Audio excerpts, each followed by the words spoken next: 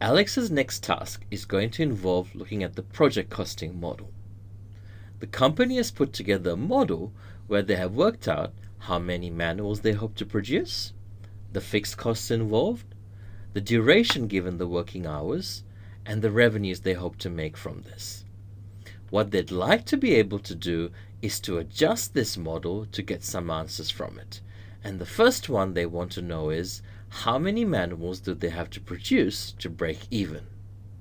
In the projected profit, we have a calculation which relies on many of these inputs. And of course, one of them is going to be the number of software manuals we produce. At the moment, this calculation is producing the answer. What we want to be able to do is change the answer to 0 by adjusting this input. We can obviously go and do this manually. So if I click into my number of software manuals and change that to 9, you can see I'm getting closer to 0. And if I change that to 8, definitely getting even closer.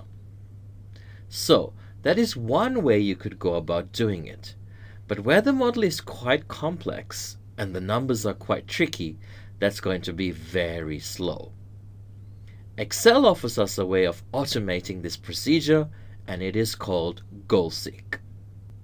The way GoalSeek works is, given a cell that has a calculation in it, it will adjust that cell to a specified value by changing one of the inputs that you provide.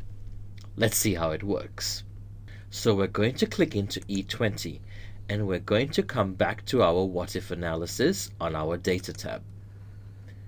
And from the What If analysis, we're going to select GoalSeek.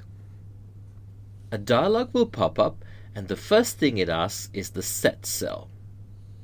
That is the cell that contains your calculation that you want to change the value it's returning. And because we selected it beforehand, you'll see it's already populated. We're going to click in the next box, which is asking for the value we want this to equal, and that is a 0. And then the final box is, which input do we want to change to get to that result? And this value must be in a typed in value rather than a formula. So we're going to click into the third box, select B5, which is our number of manuals. Now, watch carefully what happens in that cell when I click OK. Did you see all the numbers changing? Everyone say, wow. That was Excel going through the same iterative process that we did manually to get to a very accurate value. While we did the same process, Excel did it much quicker and obviously much more accurately.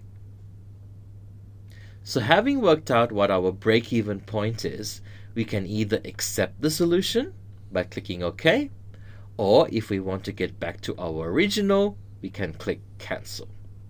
We're actually going to click OK, and there is our final answer. Obviously, we can't really produce 6.44 of a manual, so we would need to round that up to 7.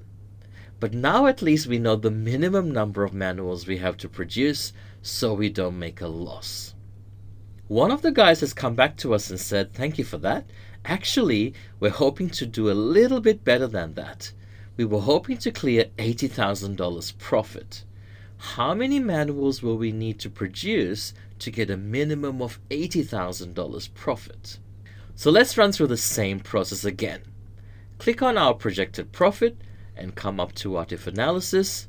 Click GoalSeek. The set cell is already correct, but in the to value, we're going to change that to 80,000.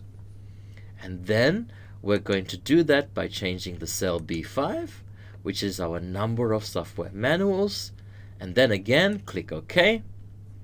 This time it is calculated that we are going to need to produce a minimum of 11.5, and I'm going to click OK. So we now know it's actually going to have to be 12 manuals to make our profit at least 80,000. So GoalSeek is a fantastic tool when you have a calculation, but you want to change the result it's producing by changing one of its inputs. It has heaps of uses in business.